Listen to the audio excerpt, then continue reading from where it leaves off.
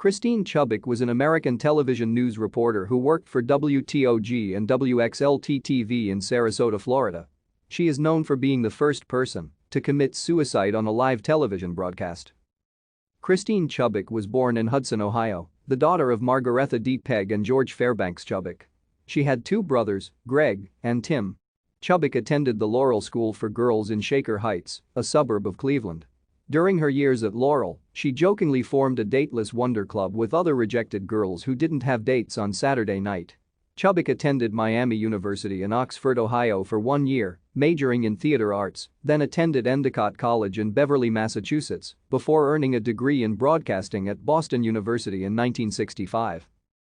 Chubbuck worked for WVIZ in Cleveland between 1966 and 1967 and attended a summer workshop in radio and television at New York University in 1967.